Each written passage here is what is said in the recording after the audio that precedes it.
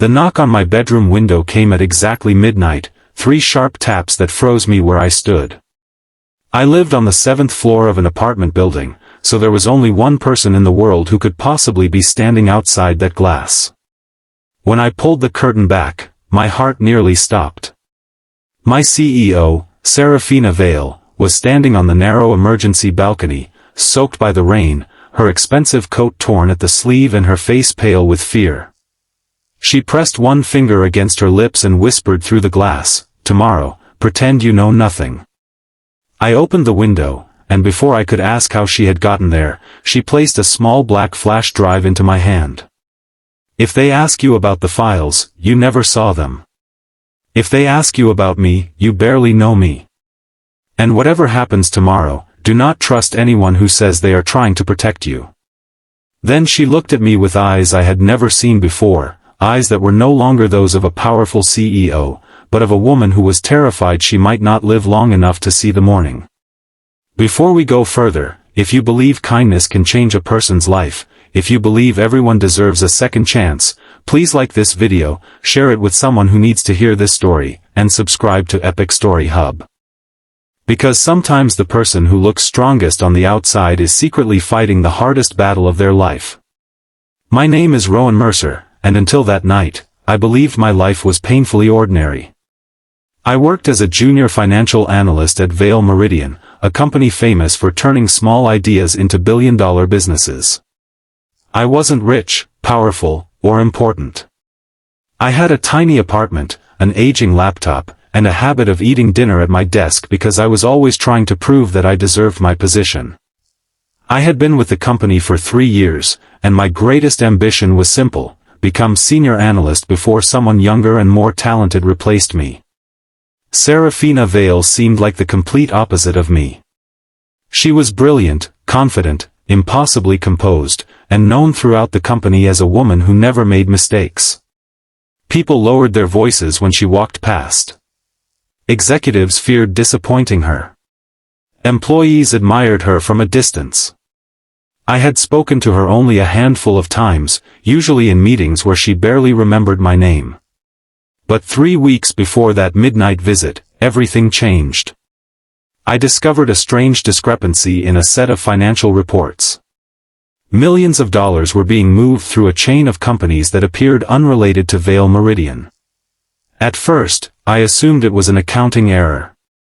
Then I found the same pattern in older reports. Someone had been quietly moving money for years. When I reported the issue to my supervisor, Calder Voss, he smiled in a way that made my stomach tighten and told me to forget I had seen it. He said people who dug too deeply into company finances usually regretted it. I laughed nervously, thinking he was joking. He wasn't. The next morning, I arrived at work to find 2 security officers waiting beside my desk. They told me there had been a data breach and that senior management needed to review my computer. My hands went cold. I hadn't stolen anything. I hadn't leaked anything. Yet somehow, evidence appeared to suggest that my employee credentials had been used to access confidential files at 3 in the morning.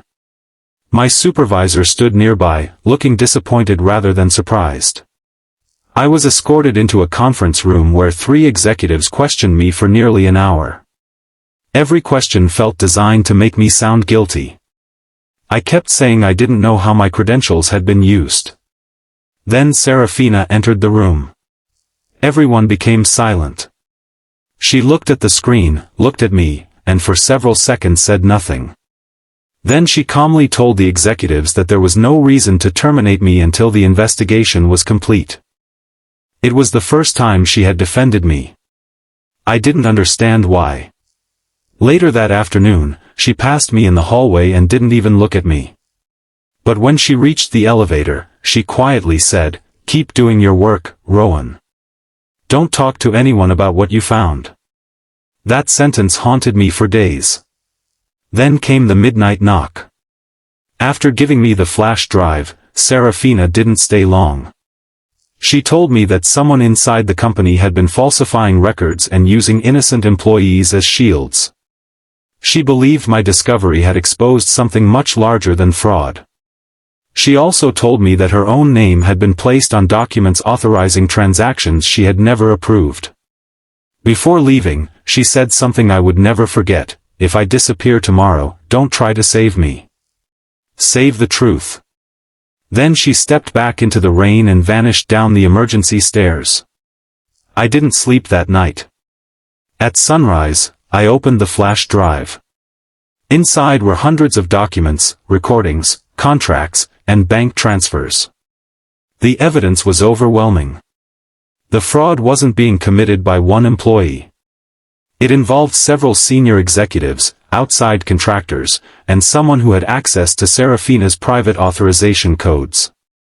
But there was one document that made my blood run cold. It was a prepared resignation letter bearing Seraphina's signature and dated 2 days in the future.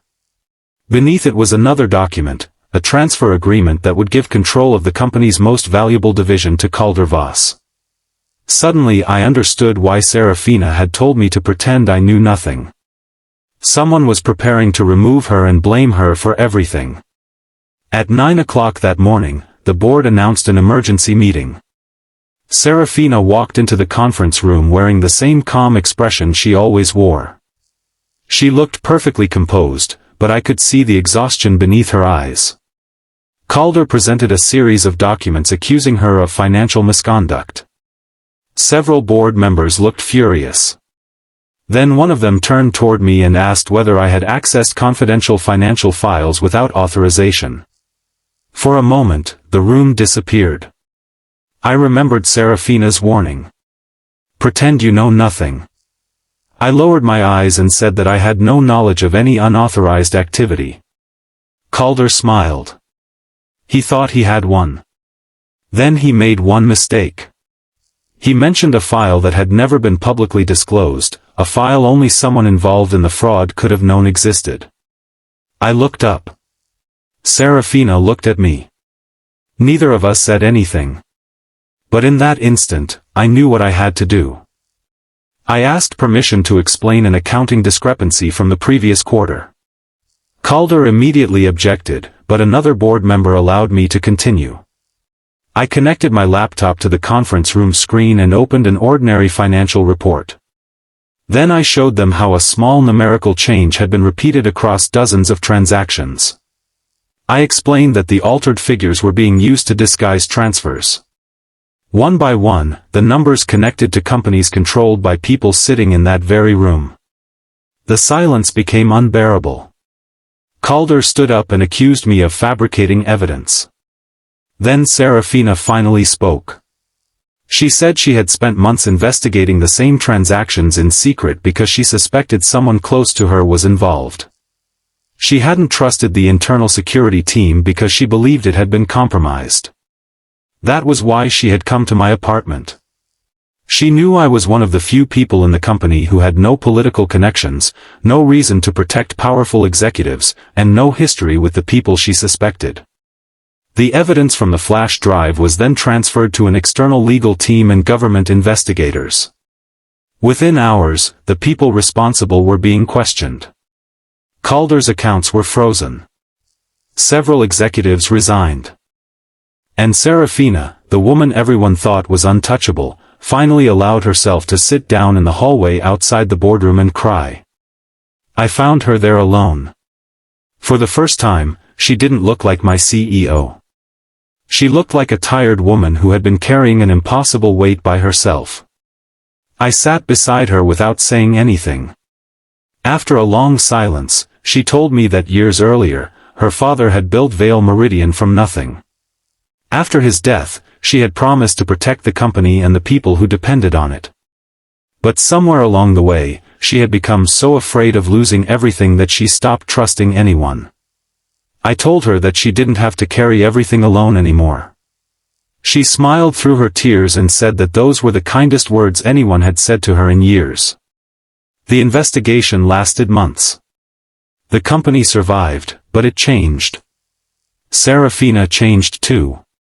She became more open with employees, started listening instead of simply giving orders, and created an independent ethics department so no employee would ever again have to choose between protecting their career and telling the truth. As for me, I became a senior analyst, not because I had exposed a scandal, but because Seraphina said I had demonstrated something more valuable than intelligence. I had demonstrated courage when courage was expensive. A year later, I received an envelope on my desk. Inside was a photograph of that rainy night, the emergency balcony outside my apartment. On the back, Seraphina had written a simple note: "Thank you for opening the window when I had nowhere else to go." I kept that photograph. Because sometimes, the biggest moments in our lives don't arrive during daylight. Sometimes they arrive at midnight, when someone who seems stronger than everyone else knocks on our window and asks for one small act of courage. And sometimes, the person you think you're saving is actually the person who will teach you how to save yourself.